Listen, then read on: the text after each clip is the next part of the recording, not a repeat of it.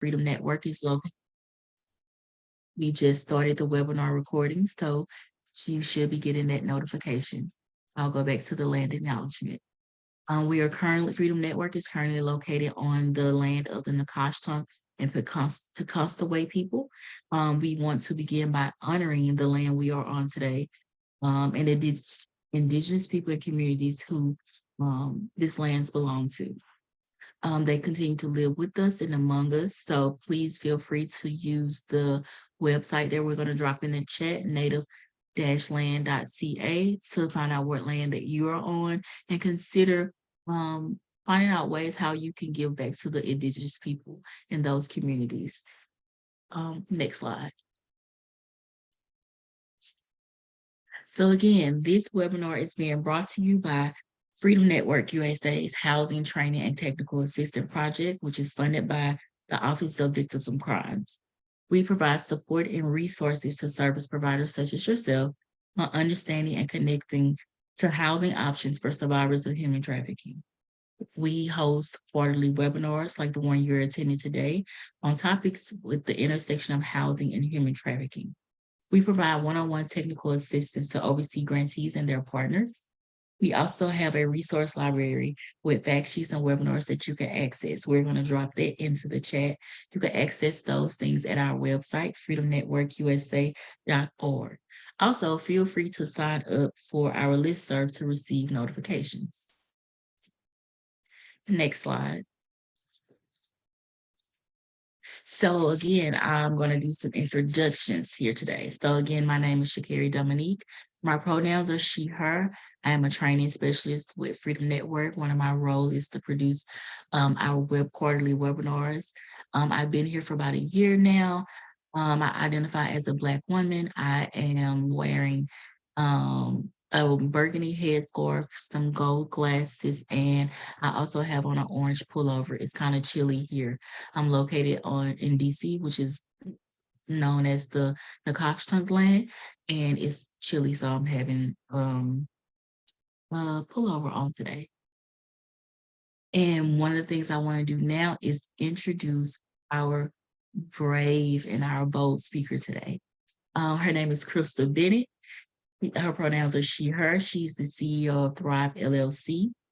For the past 25 years, she has been driven by her personal experience of trauma to elevate and amplify the voices of individuals and communities in order to promote healing opportunities to move from surviving to thriving. Her experience includes advocacy within the child welfare system, oversight of child and youth programs, and crisis hotline response. She is a fierce advocate for social justice and leads courageously to dismantle oppressive systems and create equitable and just services, policies, and programs. And I will say that you all are in for a treat today. Again, throughout this webinar, we are going to be taking questions, so feel free to submit questions to the Q&A box at any time. I know we want to make sure like this is an open conversation as well as information that you all are going to be receiving about culturally responsive housing programs. Next slide. So today we have our learning objectives. So some of the things that you can expect to receive today is understanding the benefits of culturally responsive housing programs and the adverse effects of culturally unresponsive programs. We also want to make sure we're able to identify culturally specific needs of existing housing programs and resources by receiving tips and tools from our presenter on how to make culturally responsive housing assessments. You'll also be learning tools for incorporating culturally responsive policy and procedures into existing or new programs. If you heard that, that is my cat niece. She's going to be in and out throughout the background, so feel free to watch her in the background as she stares out windows and tugs on my chair. So one of the things we wanted to do when producing this webinar is give you a reminder of why we wanted to produce this webinar. Some of you who are OVC grantees, there is an adherence to in your award conditions to address compliance with DOJ regulations around civil rights and non-discrimination. So that's why we wanted to bring forth a culturally responsive housing program webinar for you all. So that's what we're going to be doing here today. Next slide. And Crystal, you feel free to take it away. Thank you so much. Good morning, good afternoon. Really an honor to be here. I feel like there's a lot of pressure that's been put on, but I'm bringing what I got to bring. I'm joining you all from Southern California. It's a little chilly over here as well. It might even be more chilly over here than over there on the East Coast here. So we're about 48 degrees here, which is real chilly for Southern California. I'm loving the chatter in the chat box this morning, loving seeing a lot of familiar organizations that I've had the honor to be able to work alongside or work with throughout my career, and seeing some familiar some names in the chat box. It'd be great to see the familiar faces, but you know, this is the Zoom world that we're in, and it's an honor to be able to be brought into space. So what is a culturally responsive housing program, right? That's why y'all are all here, probably asking yourselves the same way, or what is it, or the same thing, and asking like, what does this look like? But prior to jumping into the discussion on what a culturally responsive housing program is, let's just take a few minutes to discuss why we need to consider cultural responsiveness to begin with, right? The why are we here, as was just started, to have that conversation. Equity.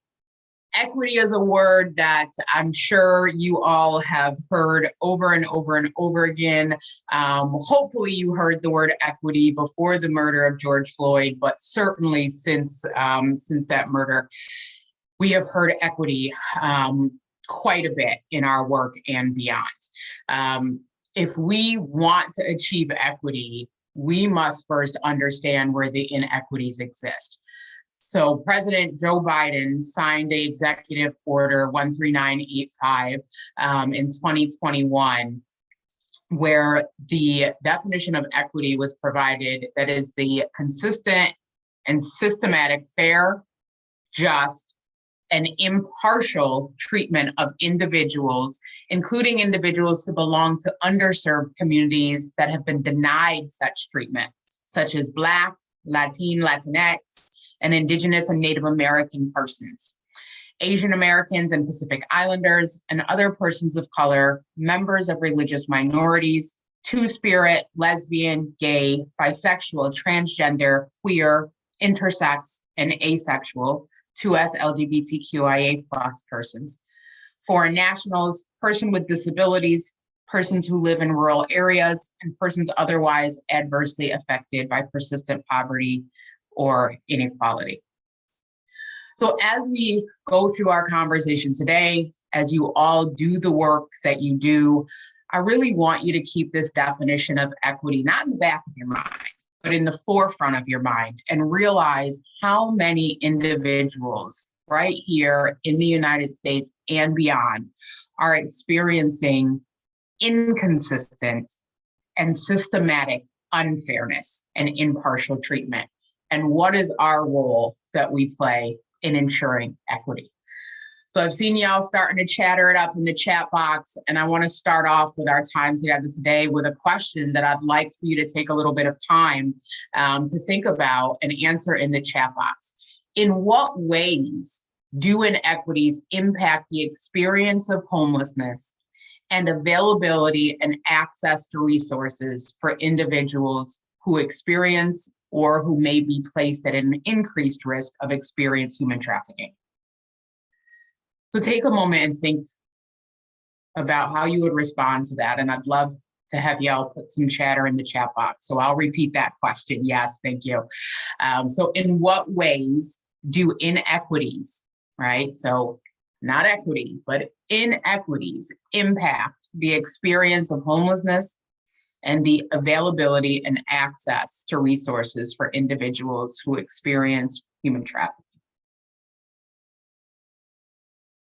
I see someone put lack of access.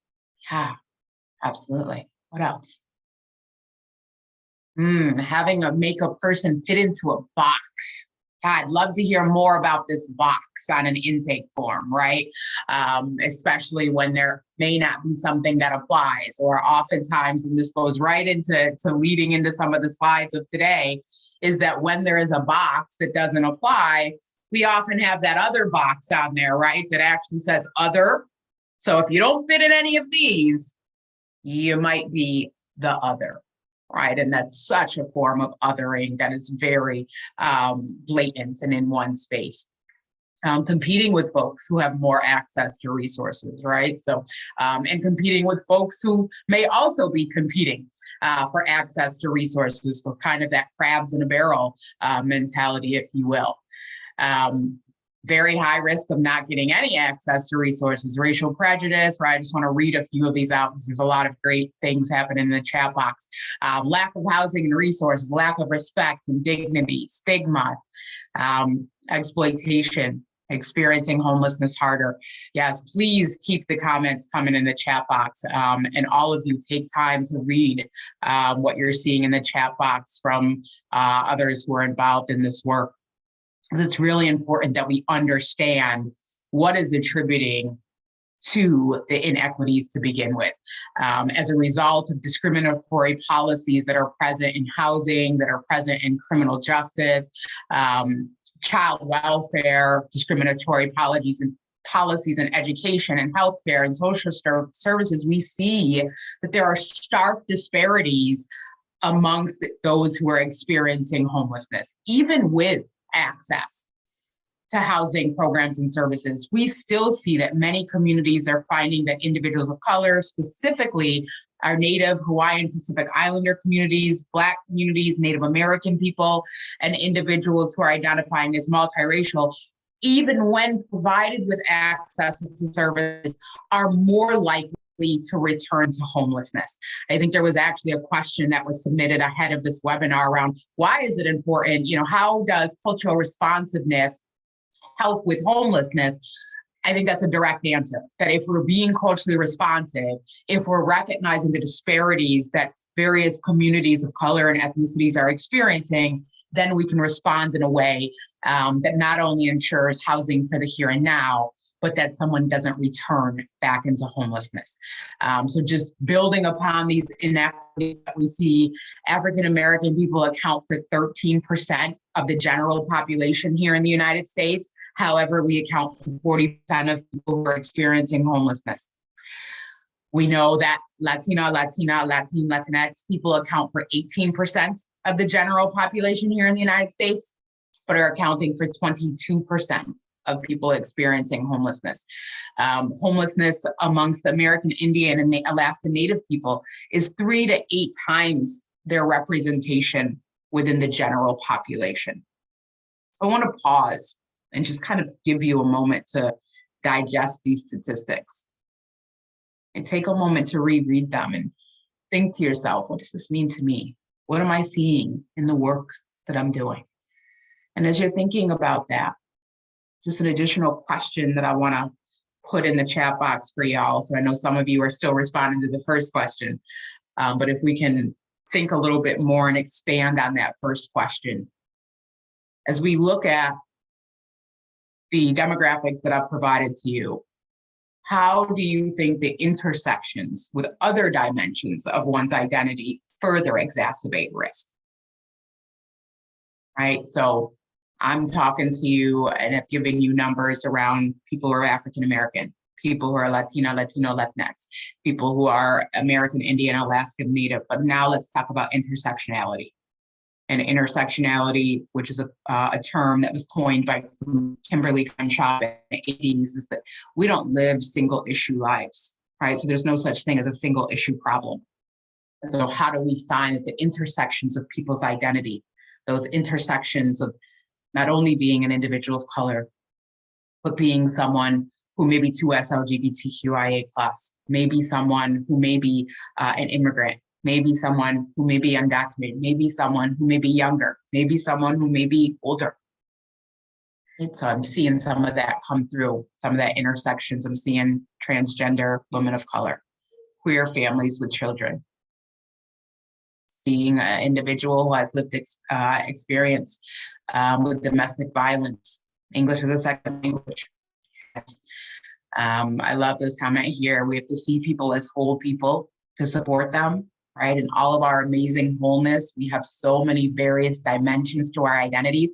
And if we don't take that step back to look at all of what makes a whole person, then we're missing out on how to best support people.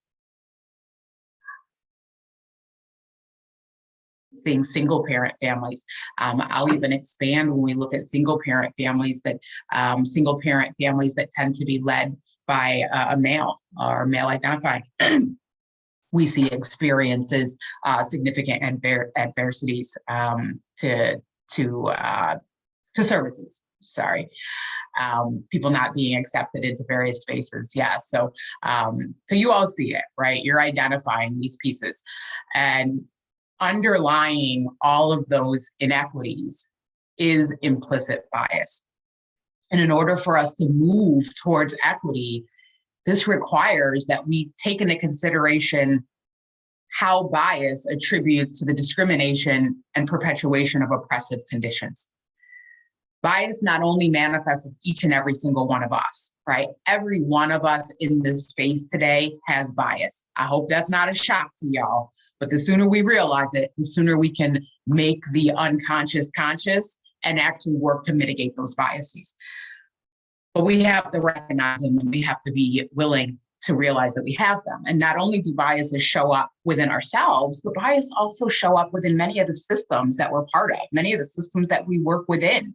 And so we have to take a moment to recognize the bias within ourselves and how bias shows up in our policies, in our practices, in our procedures, because those are the first steps in order to be able to alleviate the perpetration of oppressive conditions.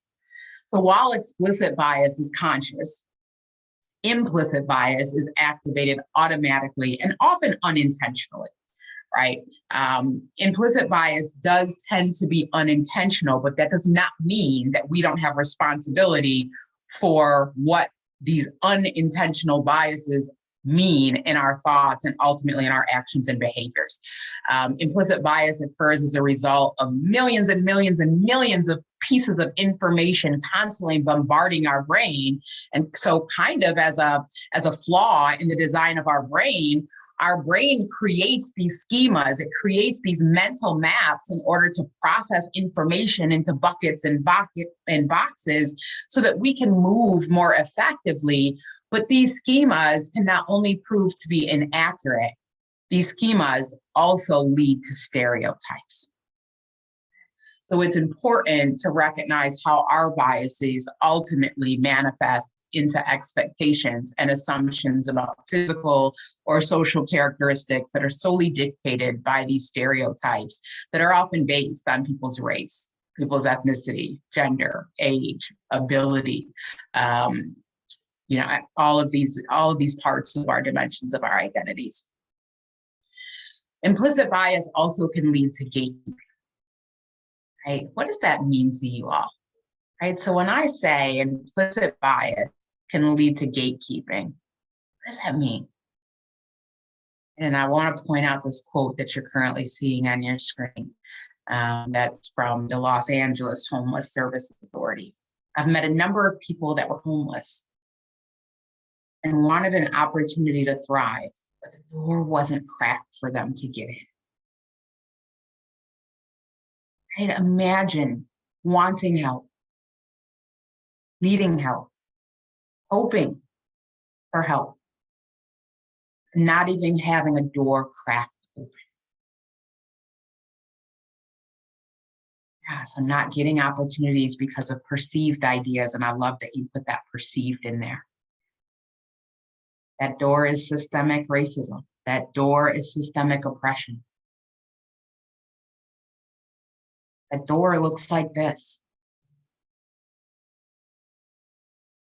Who do we see as worthy of support and advocacy? Who do we see as quote unquote the good victim? And I even want to call attention to the way that language is used on this slide, right? This is not a visual creation of mine, but even when we think about the labeling that you're currently seeing on this graphic, and that it isn't person first language, right? We're slapping labels on people, and then those labels create stereotypes, and those labels create the gates. Even when provided with access, not everyone's experiencing the same services that come with that access.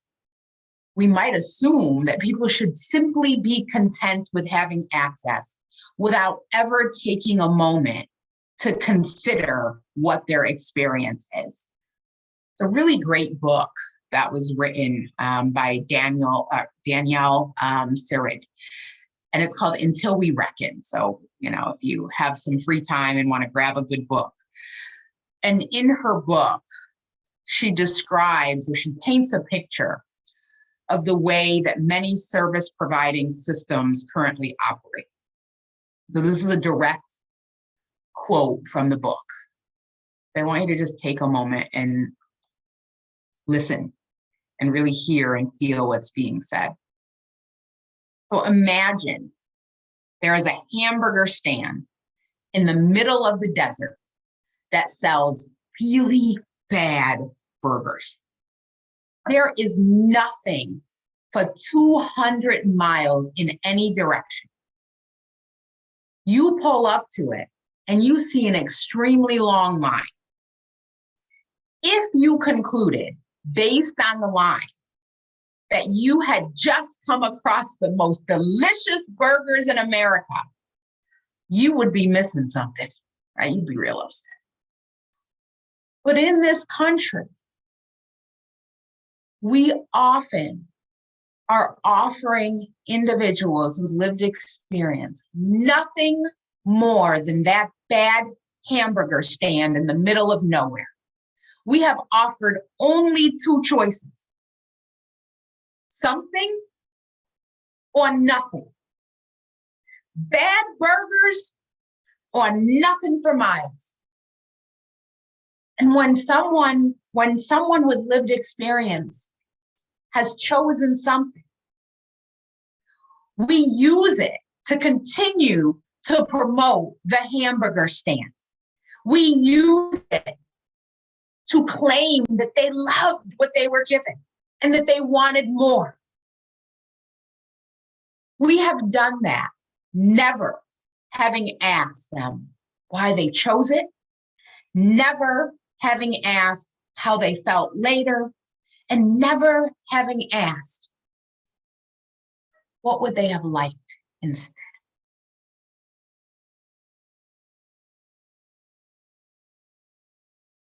How often are we offering a really bad burger and just expecting people to take it, love it, and keep coming back for more because there's no other options available? I see some of you in the chat box saying, yeah, that's real. That's real. It's real, y'all. So that is why we need to talk about cultural responsiveness. So we're not simply offering a one-size-fits-all or even a one-size-fits-most, but we are truly taking the time to offer an array of options based on not only what might be needed, but what might be desired by people so that they want to come back. Because it's not a bad option, but it's a really great option. And one that they want to keep returning to on their own. Right? I've heard folks that have said, I would rather be out on the streets, experiencing homelessness, experiencing being hungry, experiencing not having access to a hot shower, than to receive services or to sit in shelters or to sit in the housing options that are available. So I would rather starve than take another bite of the bad burger.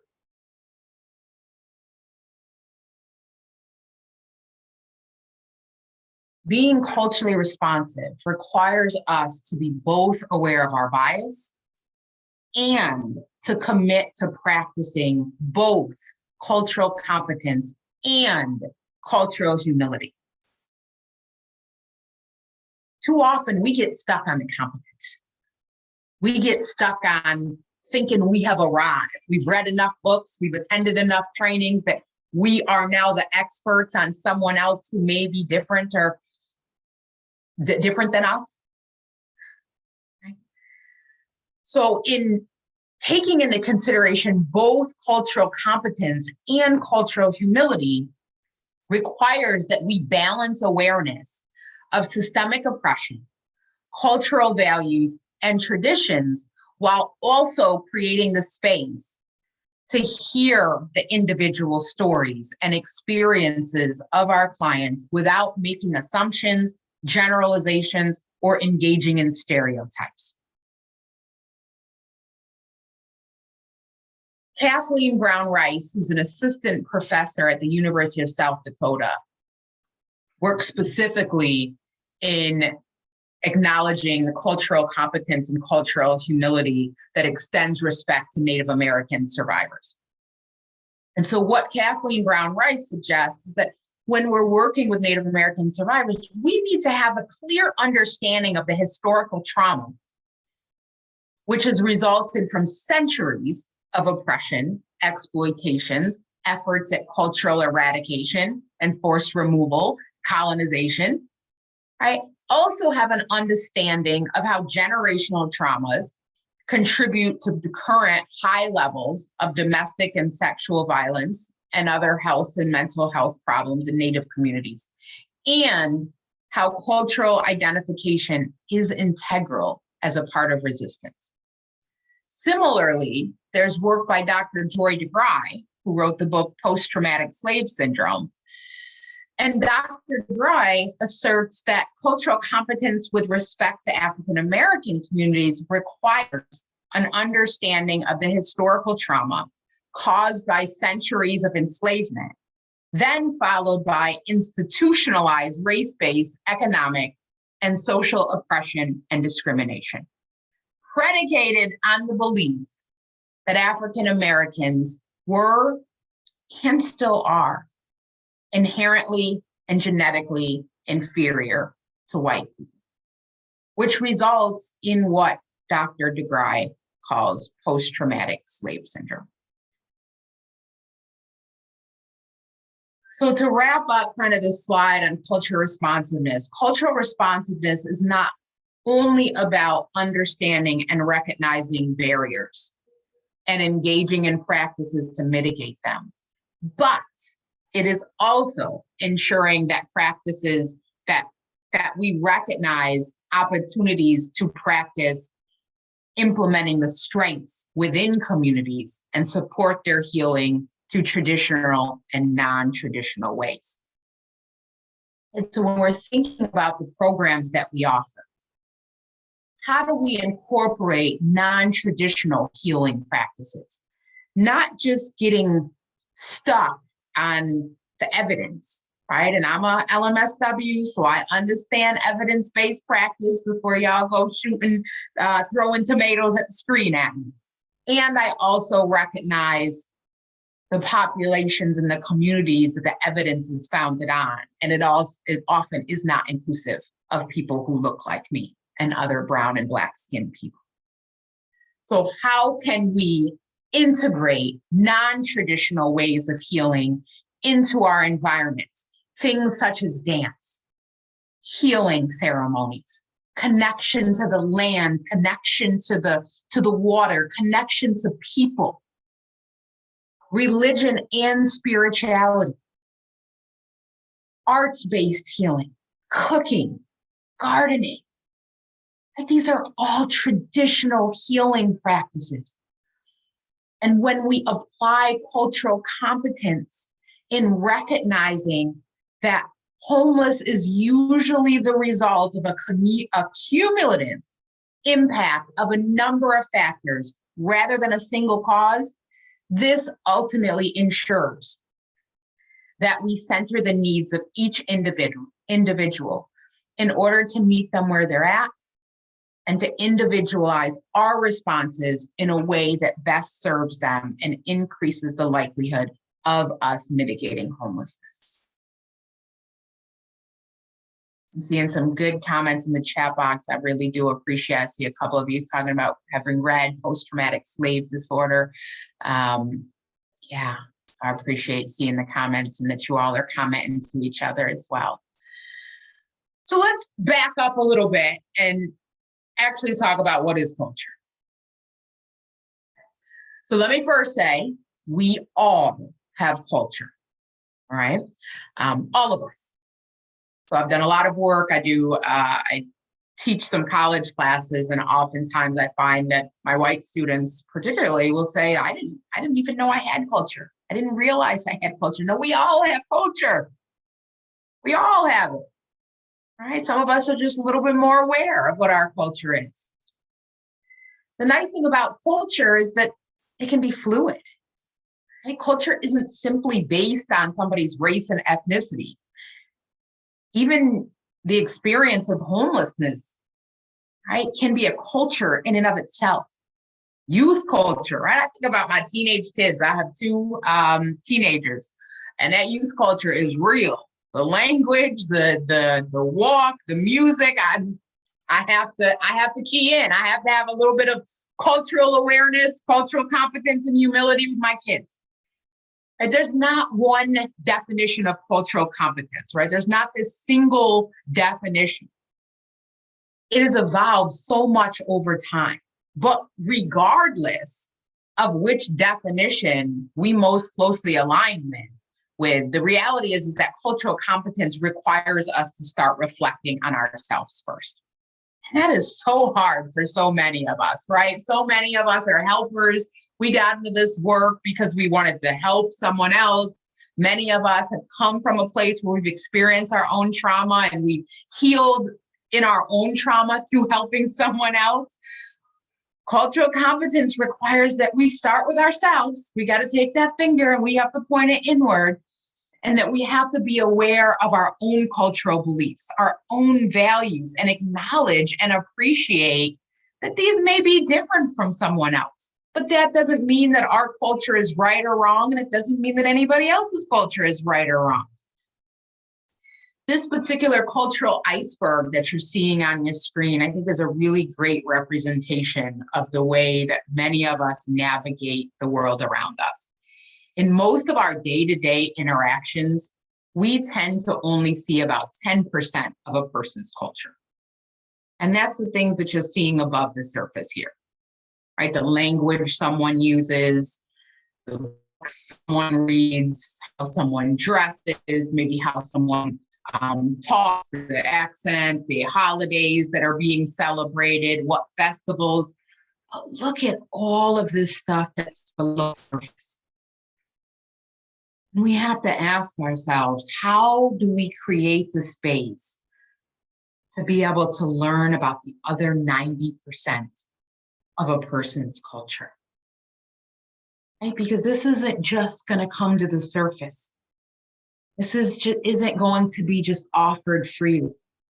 This is about creating relationships. This is about creating spaces that are truly authentic and genuine and allow a person to show up as their whole selves without fear of repercussion, without fear of judgment. How do we create the space to acknowledge and validate the beliefs and assumptions that people have? To acknowledge and validate one's family values, one's child rearing practices, one's thought patterns, our beliefs about personal space. And we do that through cultural humility. Right? So cultural competence is understanding ourselves. Cultural competence is understanding the historical forms of oppression, collective oppression, and racism that people have experienced.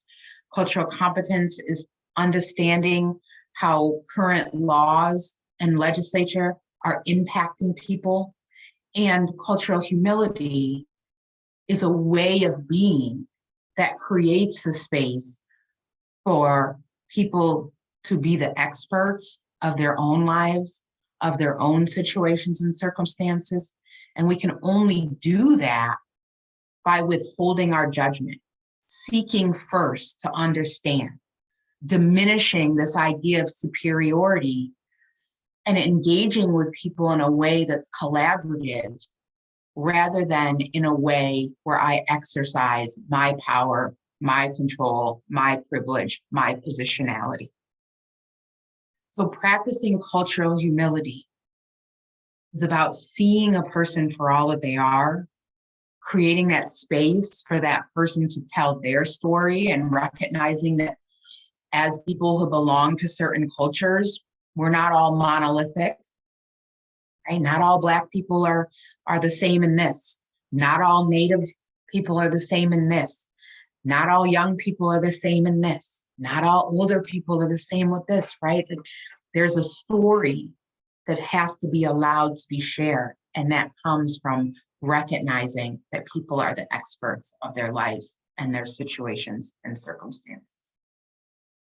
I do want to remind you all that if you have questions that come up, please feel free to put those in the Q&A. I'm getting ready to kind of shift into the next section of our conversation today, but want to bring that to your awareness in case you're starting to have any questions that come up. So now that we know what cultural responsiveness is, what it means to be culturally competent, what it means to practice cultural humility, what it means to move towards equity, we have to ask ourselves, how does a service provider determine the culturally specific needs of their housing program? So much of the content that's going to be in the following slides comes from these two references, resources, I should say. These are completely free downloadable tools that you can Google and you can pull up and you can use them for your own programs. So the first one is the Assessing Safety. It's by the Assessing Safety and Recovery Initiative. It's creating accessible, culturally relevant domestic violence and trauma informed agencies. While I realize that it says domestic violence, the reality is that the information from both of these tools are useful in many different environments. I actually recommend that you pull multiple tools and you create a tool for your own organization that works for you. Like I said, not this one size fits all with much of anything, even clothing that says one size fits all. And so we need to be able to pull all of the things that make sense to us and create our own, if there's not something that exists. So the other one here is from the Coalition of Communities of Color. It's a tool for organizational self-assessment related to racial equity. So again, just kind of making sure that you realize that that's going to inform these next few slides here. So organizational commitment. And I really want you to be thinking as I'm reading each of these around, what does this mean for your programs? What does this mean for you? What are some areas that you're doing really well, right? Like, let's just take a mini organization assessment right here on this webinar. So organizational commitment. Your organizational commitment means that you have committed to equity. And it's not just because you've made a public statement. Do you have a mission statement that incorporates in equity and a commitment to providing culturally responsive services? What about your policies, right? Do you have policies that are clear about the agency's commitment to providing culturally responsive services and your procedures? Does your agency have a written racial equity plan with clear actions, clear timelines? Who are the people identified for each action? Does that action plan have indicators in order to measure progress along the way? And what's the process for monitoring and evaluating, right? What's the process for accountability? So this is really the first step. Is as an organization, if your organization has made this commitment, How is it reflected? A racial equity plan should always be incorporated into the organization's strategic plan. Not only can it be an add-on, but it also must be an add-in, which means that equity and a commitment to cultural responsiveness is integrated into every facet of that strategic plan, of the organization's strategic plan. Reason being is that if it doesn't find its place in every part of the strategic plan and is only an add-on, then guess what gets bumped to the side? Guess what gets bumped to the side when we don't have time? Guess what gets bumped to the side when funding gets cut? Guess what gets bumped to the side when we don't have the staff capacity, right? I see someone in the chat going, yeah. Because when it's just an add-on, it's easy to just put to the side and let it be dusty and save it for a rainy day. We will get to it. It's got to be part of the strategic plan, because anything that's part of an organization's strategy becomes part of the budget. Okay? So I want you to just take a moment and think about this question. How is your organization's culture of inclusion and equity communicated internally and with external constituents? Just take a moment. How do you see that your organization's culture of inclusion and equity is communicated internally and externally? Is it with any of these? I'm gonna go to the Q&A because I see it lighting up here. So I see someone says, what if our organization isn't doing this? Where can our housing program start with this? There's several ways that you can get started here. But the first question I would ask is your organization committed to actually making the change, right? Is there a commitment and now it's just a lack of awareness around how to operationalize? Because there's a difference between the organization is committed and we just don't know how versus the organization is not committed, because those are very different starting points. If the organization is not committed, then it's going to take a group of internal team members as well as understanding the impact on your external community to get together and elevate and raise awareness to your organization leadership, to the board of directors around what is the impact because of the lack of organizational commitment to equity and cultural responsiveness. If your organization is committed and just not sure on the where to start, I would say start with an organizational assessment. Right? You're not going to know where you want to go if you don't know where you currently are. And that organizational assessment can be that you bring in an outside consultant. That organizational assessment can be done by a team of individuals that decide they want to come together and create a DEI, a DEIA, a social justice committee. And there has to be buy-in from the leadership, and there has to be funding and resources that are allocated in order to be able to do this work. Okay. But certainly if you have additional questions on the how to, I'd be more than happy to answer at another time if you just go through Freedom Network. Yeah, I see other comments in the chat box. We're working currently internally, externally not yet, and that's okay. So I'm going to be honest, like, you want to be able to start internally.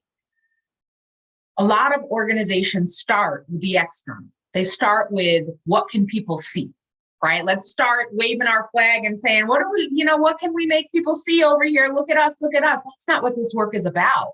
The work is about starting internally and taking a look at your policies, your practices, your procedures, having conversations with your internal team, because the team within is not being cared for if there is not an culture of inclusion and equity internal. Then we can't stand from the rooftops and say, please come over here for our services because we're going to treat you equitably. So you do want to start internally. And once you got your house in order, then we can go out trying to help other people's houses. All right. I appreciate the comments in the chat box. All right, so let's look at the other piece here. All right, so physical and sensory environment. So when we are assessing our organization for cultural responsiveness, we want to take a look at physical and sensory environment. Do your materials, decor, reading materials reflect the communities that are served and presented in a variety of language, right? And I want to caution you to make sure that they're not done in a way that is tokenizing, right? Let's not just start updating our website and using stock images that represent an array of diversity if we know that that's not what it really looks like, right? Because we're going to do more harm. That's a facade. It's going to create further distrust, but intentionally ensuring that there are materials, the decor, the posters that are on the wall, the what's being offered is reflective of the communities. Has the agency evaluated for physical and language accessibility? Are the materials, have they been assessed for racial bias and reviewed to ensure the reflection of the community's diversity? And again, not in a way that is tokenizing, but really ensuring that there are diverse perspectives, there's diverse imagery, that it's not all about simply just slapping some black and brown faces on materials, but that we truly are reviewing. Foods are served. So if you are offering food within your programs, that foods are served from a variety of cultures, that there's an opportunity for ceremonies, celebrations, customs of importance, connections to the land and outdoors, space for art, music, dance, spiritual practices. So these are not only important if you yourselves are offering a housing program, but as you're thinking about where people might live, if they have a housing voucher, if they're looking for an apartment out in the community, is the land and outdoor space something that's of importance to them, right? Because if it is, and we have someone that's living somewhere where that just doesn't seem to align, then that's going to have a direct impact on someone's well-being. So let's go to our question here. What does your agency do well to make sure that the space is welcoming, inclusive, and accessible? What are you doing well? I want us to use this opportunity to learn from each other, right? Hopefully we're not doing anything well, but that there's some really great things happening that people can say, oh, I wanna take that back to my program. And while you're doing that, I'm going to go over here to my Q&A. Okay, so I've got a question around, is there training on getting buy-in and commitment from boards and leadership? There's absolutely a ton of trainings out there. I know that there's a lot of, oftentimes like the Chamber of Commerce within communities offer training on DEI within leadership and within board development. There's a lot of nonprofit board development organizations that you can Google that have free trainings or low-cost trainings that are available. I mean, a lot of this, in all honesty, there's so much training and so many books that are out there now. All it really takes is like a Google. But there's a lot of amazing consultants that are also doing the work. So it really depends on, is it a training that's wanted, or is it more like coaching that's desired? And then I'm going to answer this one as well. Could these types of questions be included when we support survivors searching for housing? Absolutely. There's nothing more, nothing speaks to the power of choice than asking people, like, what is it that you would like in order to have a community that feels welcoming, that feels inclusive? What do you need in housing that's going to make it accessible for you? So again, just taking the time to ask people. And that's really what being culture responsive is, right? We use this big term, but I need y'all to walk away really understanding that even though I'm providing you with ideas, that we don't just walk away and say, well, I learned all of this about what Black community needs from this webinar. No, like we utilize these opportunities to engage in discussions with our clients and ask, how do we make sure that the environment is one that feels right to you, that meets your needs, and that gives you that feeling of freedom and belonging. I've seen someone in chat boxes inviting people of color to share some of their concerns. I love that, and I think I actually have that in a slide.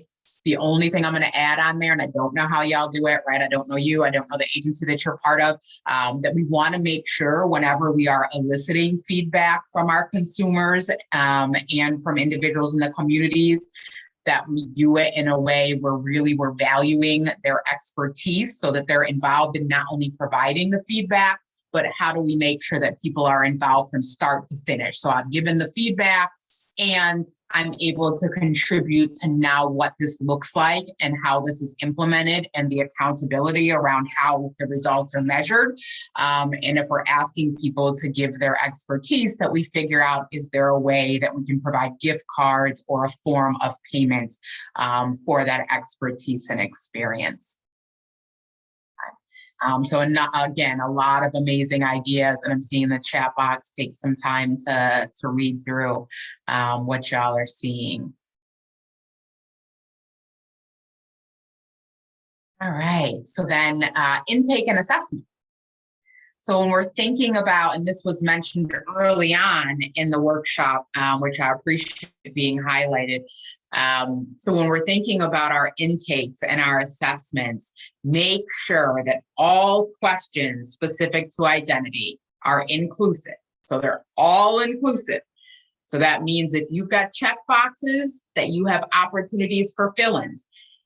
It could mean getting rid of the check boxes and just doing a fill-in. We do not want our forms to other people. And other really is about saying, are you male, female, other? Right? It's not an other. You can say not listed, please specify, right? Somebody can say, like, you didn't list it, but I'm gonna specify for you. If we're asking people about the composition of their house, that we expand beyond mother, father, right? Parents, caregiver. So again, we're being inclusive. And that we provide the option of whether or not to respond. So sometimes without having created a relationship, people may be very hesitant to simply fill out a form and provide all of this information because of fear that the door is going to be closed in their face or that the door will never be open. So we need to provide the option to not respond and maybe try to collect that information at a later point in time once we've established a relationship of trust and once people know that they are going to be seen and valued and heard for all it is and who it is that they are and their identities. During intake and assessments, are we providing the opportunity for people to share the role of culture, religion, spirituality, and holistic healing in their life? So this goes back to that previous question around asking people, right? So during that intake and assessment, ask, right? And it may not necessarily be on a form. It can be through conversation. There's nothing more powerful than conversation. And in fact, with many communities, storytelling is extremely powerful rather than written word. And so we have to recognize, again, the impact of creating the space for the story through a relationship and not everything being a checkbox. Are your team members trained to ask questions in ways that are inclusive, non-stigmatizing, and reflect the principles of cultural humility? And do people receiving services, do we make sure that we're not automatically assigning staff members that look like the people that were served, right? So representation matters, and just because I'm the Black caseworker on your team doesn't mean that I have all the Black clients assigned to me, right? That's why cultural competence and cultural humility is important so that we can all work with all people. Obviously, I'm available if that is a specific request from a client, but just because I have the same color skin as somebody doesn't mean that I have the same lived experience. Again, I mentioned we're not all monolithic. Okay? So, question here: in what ways do you or your agency practice cultural humility?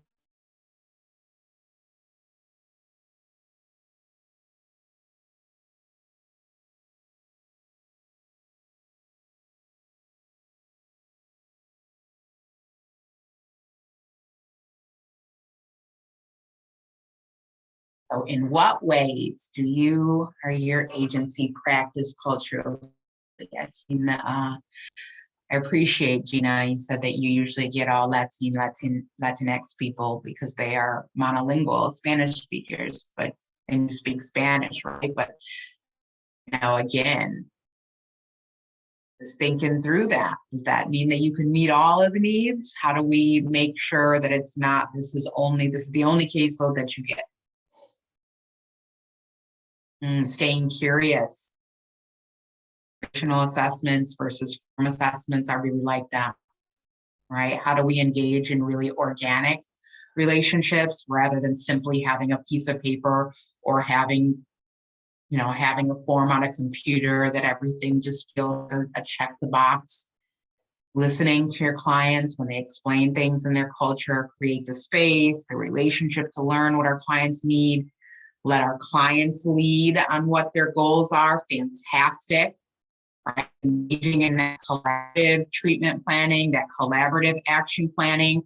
It is not up to us to fill out that paper and to say, here, sign this, this is your plan. Right? Because oftentimes, again, that's not about recognizing the strengths or the expertise of those that we're working with. Yeah, so working on how to make sure that we recognize our clients as experts. Multilingual staff, conducting intakes, some good stuff. Although my chat box has slowed down a little bit, so that's making me nervous. I don't know if that means that there's not cultural humility happening some places, or maybe your fingers just got a little tired. I'm not being too pushy. Yeah, absolutely. Right. So I love that you've mentioned this, and I like that we have the same name. The statement is not being too pushy, like just pushing culture in someone's space, right? Like this is about creating the space to find out what's important to people. I often like to use the social identity wheel. It is a totally free resource that can be downloaded. There's multiple versions of that. So I often have people take a look at the wheel, and I invite them to add things that may not be represented on that wheel, because just like anything else, everything doesn't tend to be all inclusive. And so I create the space for people to take a look at this wheel and to ask them to tell me what dimensions of their identities do they find to be most important to them, right? Like, tell me a little bit more about yourself. There's the social identity wheel. Take a look at it, add anything that might be missing. I'd love to learn more about you. Tell me, out of the identities that you've identified on this wheel, what are some that are really important to you? Right? How have some of these things impacted your life? What are some things you're really proud of? Right? How have these parts of your identity really impacted your life and your traditions and your values? And that just opens up the door to be able to have amazing conversation. So then we look at programs and services.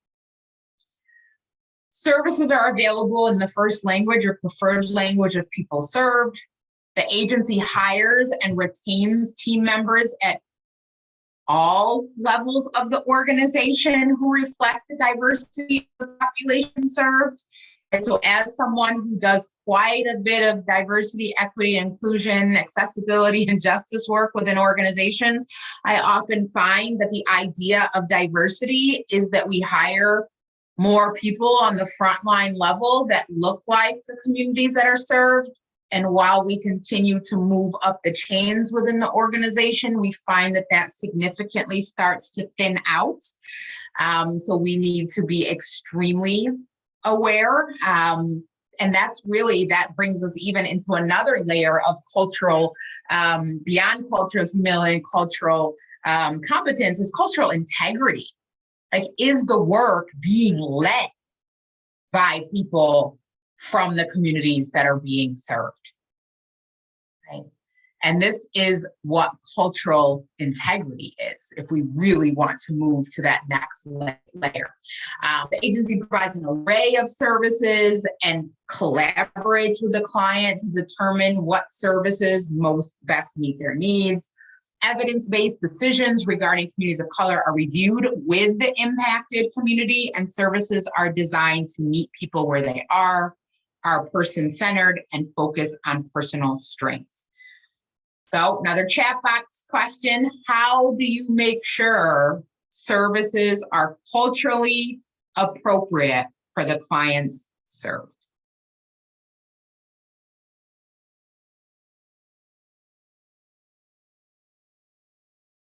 That comment hurts my heart that your agency recently hired a few more people of color to be on the front line. Why do we have to think about the impact of that?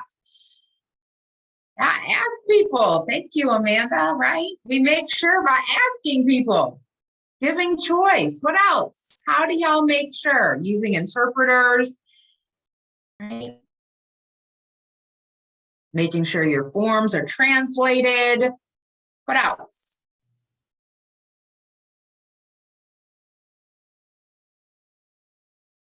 This looks like one you may have to think a little bit more on. So I'm gonna let you think on it. Think deep.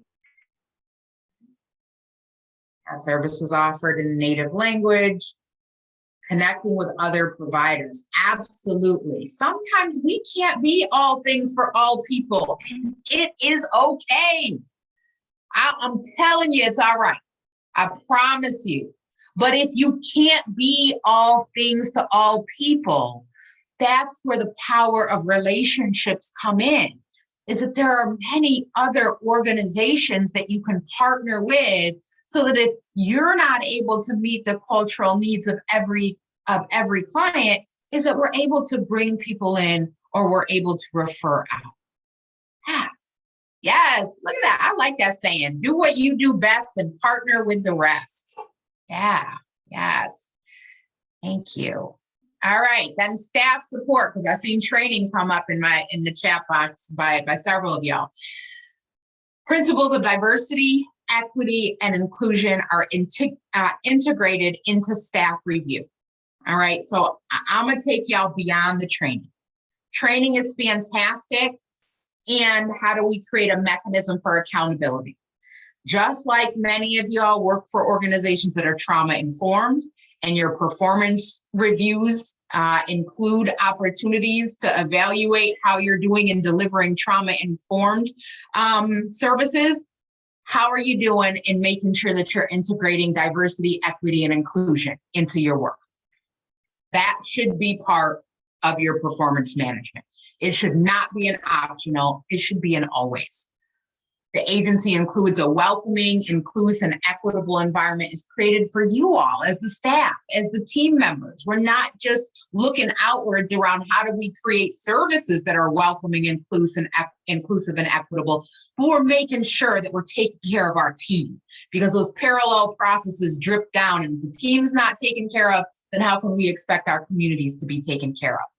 And then staff members receive mandatory trainings on power, privilege, oppression, cultural responsiveness, the intersectionality of identity-based wounds, and understanding social, environmental, and structural determinants of racism, racial and ethnic inequities. Okay. So how does your agency ensure that staff understand the impact of oppression and hold team members accountable?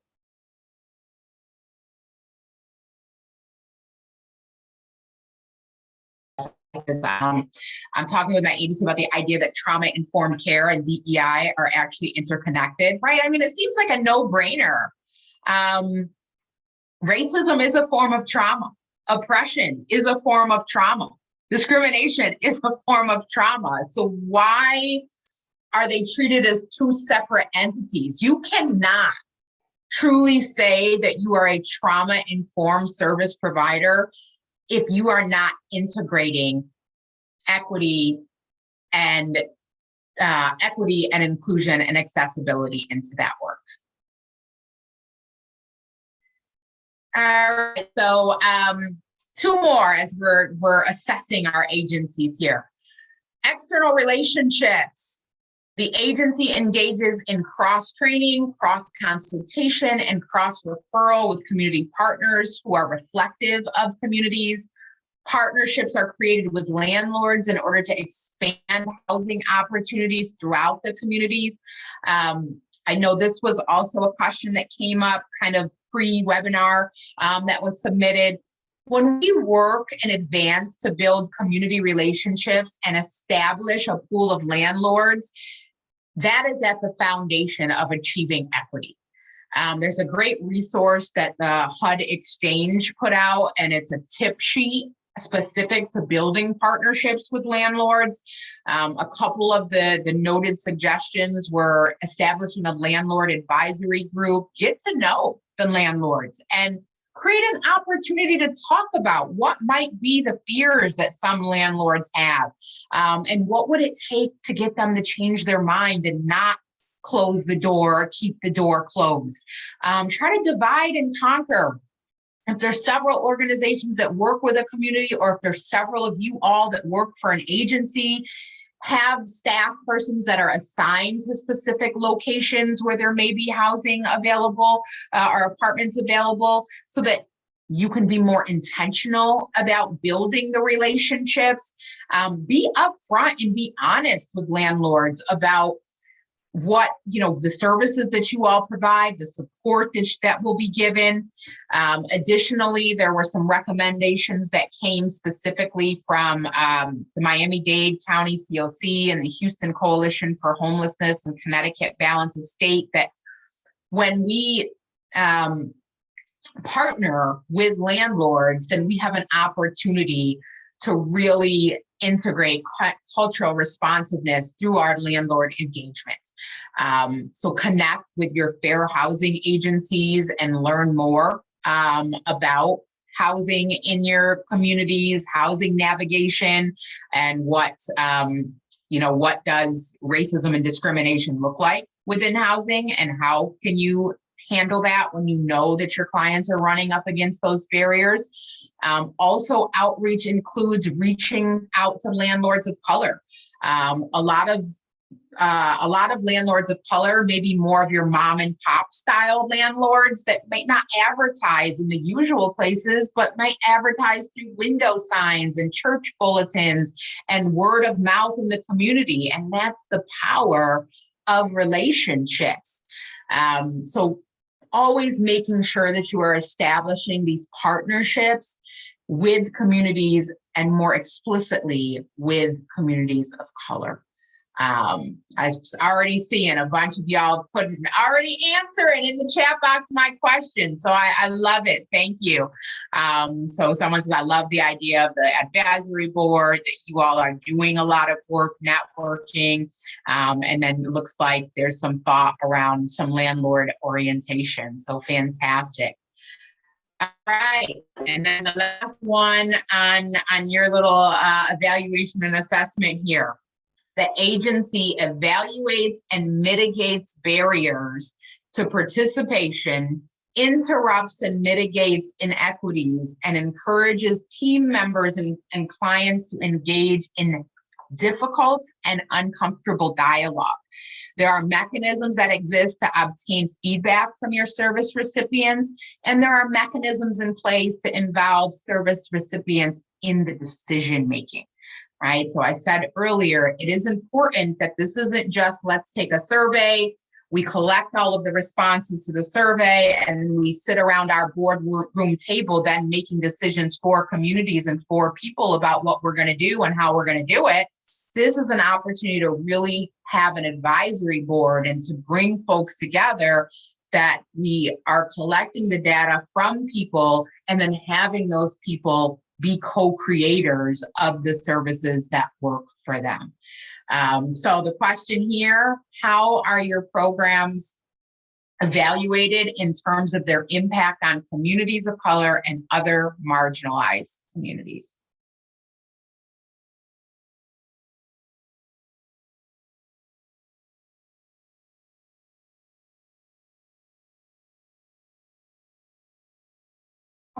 So in what ways are you seeing that there's some evaluation happening?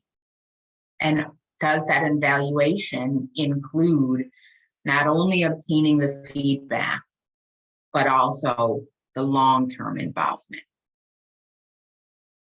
I see someone says community involvement, bringing them to the table and not just having an opinion, but having a say as well. Absolutely. And not just always inviting people to our tables, but are we going to their spaces, right? I won't even say, are we going to their tables, but are we going to their spaces? Because it doesn't always have to be the table, right? And that there is that opportunity for co-creation.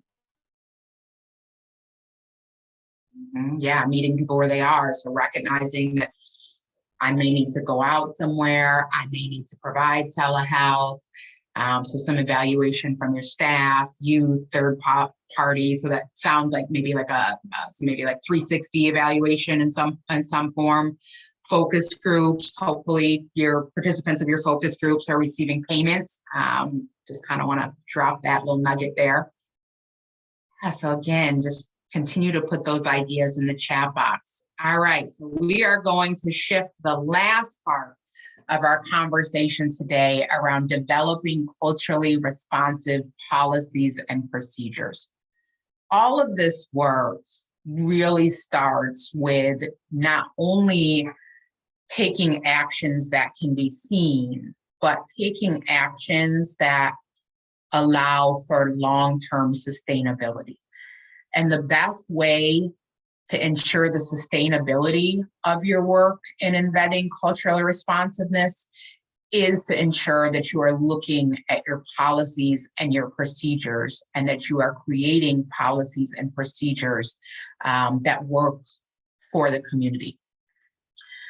So this is a really great resource. We won't spend a ton of time going through it all. I encourage you, certainly, again, this is a free resource that is available by the Harvard School of Public Health. And it provides an overview of what does it look like to engage in decision-making through an equity lens. And 7 questions, really, even if you don't download this resource, screenshot the 7 questions that as you all are considering the work that you do, and you look at your policies and your procedures and your practices, you should ask yourself, why was this policy or practice created? Or why are we thinking about creating this? Who was involved? Or who will be involved? How were the voices of those most directly involved in the development and the evaluation? What are the mechanisms used to evaluate the impact? Does this policy have the potential to disproportionately impact people based on their identity? Does the policy improve, worsen, or make no change to existing disparities? And what changes would be recommended to improve the policy and eliminate the barriers?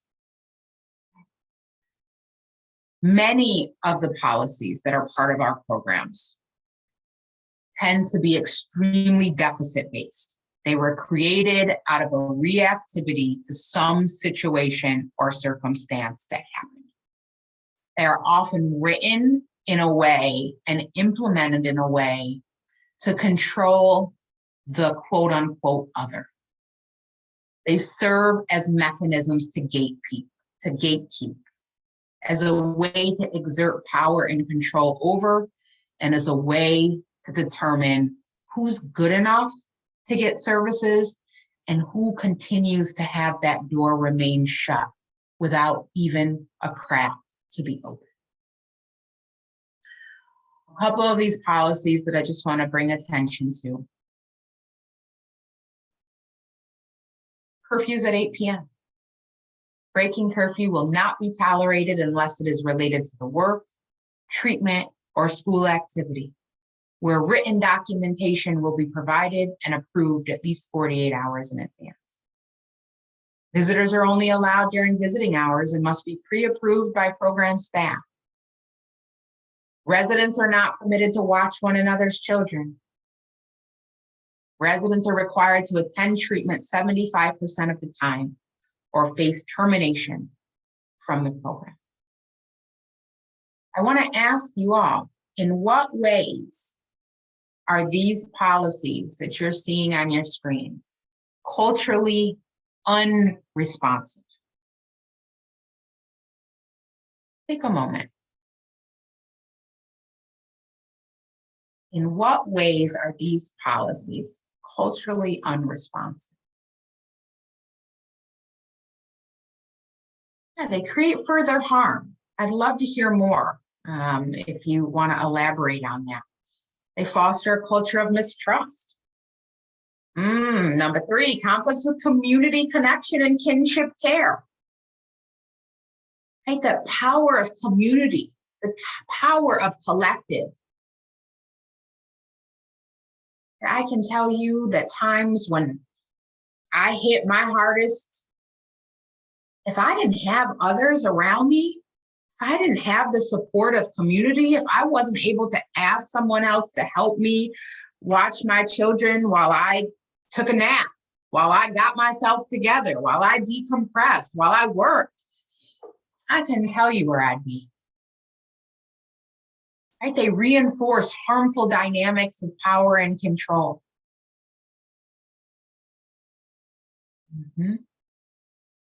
Yeah, use of intimidation, right? You're going to do this or else.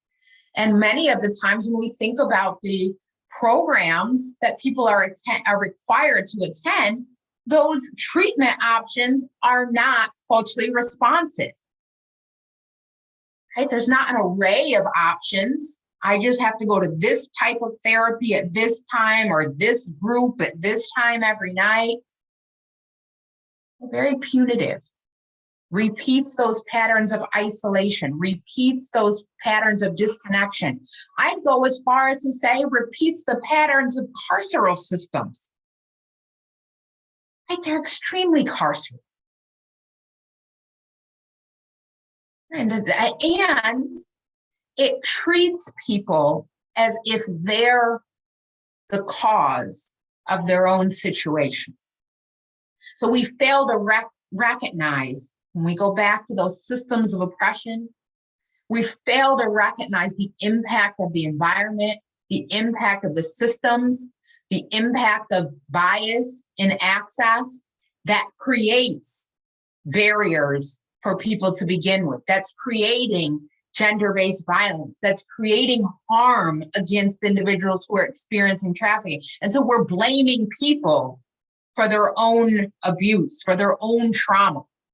It forces survivors to fragment their lives. It prioritizes safety over everything else, which is a direct undermine of community resources and the forming of these critical networks. We got to stop treating individuals with lived experience as if they're quote unquote broken, right? And that they're the blame for the situations and circumstances that have experienced, and recognize the importance of social connection and community resources. Because if we're expecting people to ultimately be able to thrive outside of any of us, that comes from the building of community and connection. Every person who's experiencing homelessness, every person who's experienced violence is a whole person that comes to us with an array of experiences, but amazing assets and amazing strengths and power that is within. And we can't separate that from the impact of intergenerational poverty, systemic oppression, inadequate biases that result in the experiences.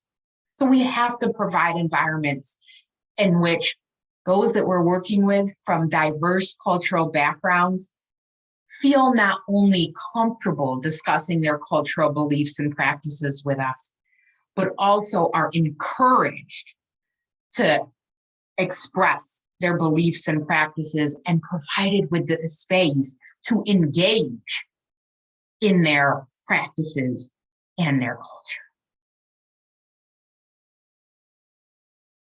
So culture responsive housing options, we know that there are many options that people have. But as we start to wrap up our time together today, I have one last question for you all. What are the words that you all would use to describe home? What are the words that you all would use to describe home? What does home mean to you? Safe, love, peace, comfort, connection, foundation, being yourself, making your own choices, family, rest, belonging, freedom, independence, somewhere you feel safe, relax, do what you want, community, restoration. Yes, please keep putting those in the chat box. I wish I had a word cloud to have this. You get to decide who enters and who stays. Pride.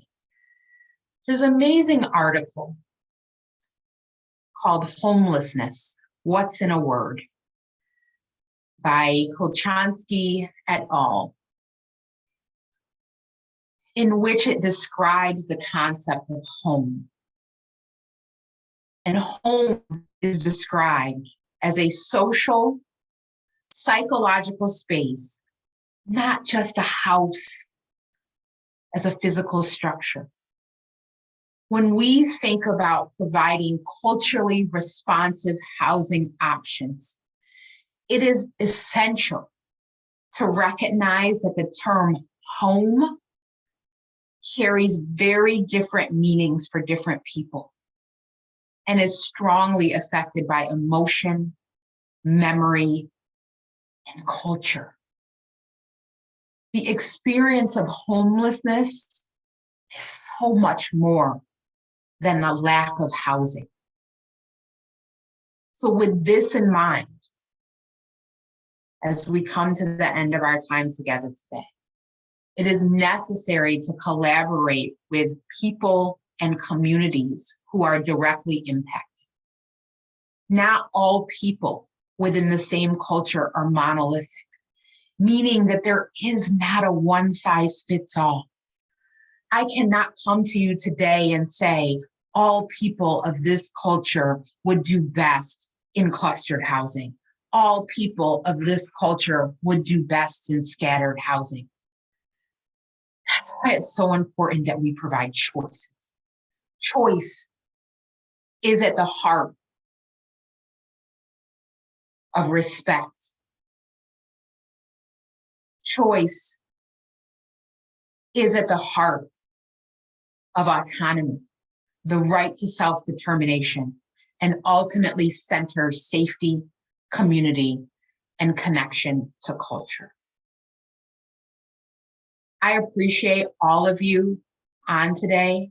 I appreciate y'all chattering it up in the chat box, learning and listening from each other.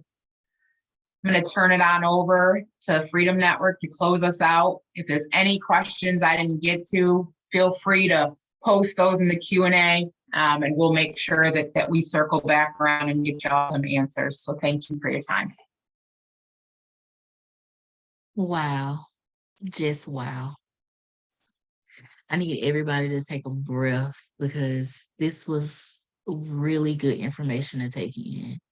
One, we want to thank you, Crystal, for coming and sharing this space with us and giving us this brilliant moment to ask the important questions, the questions that need to be asked through organizations. So as we begin to close, we would like to thank everyone for coming.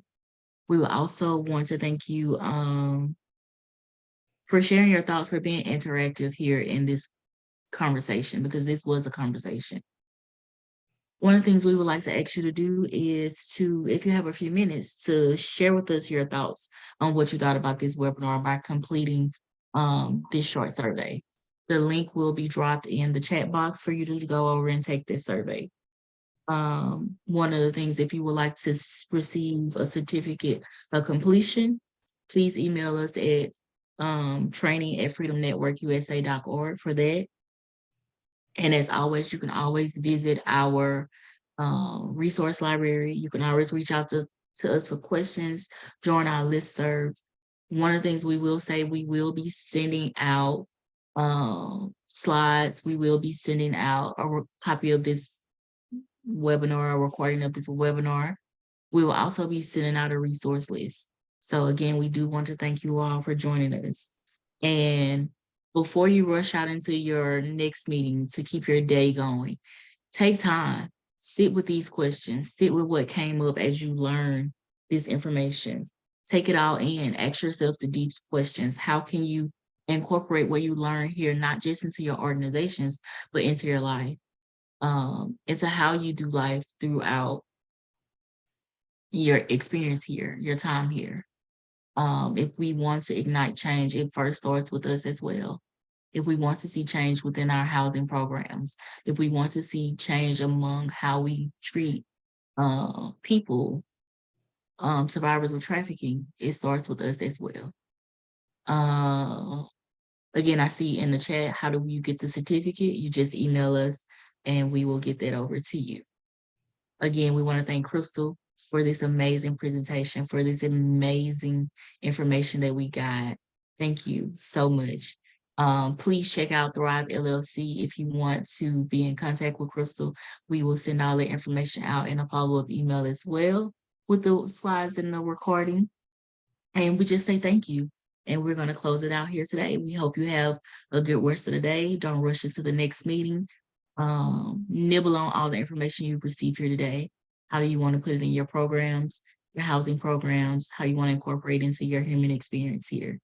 Thank you and enjoy the rest of your day.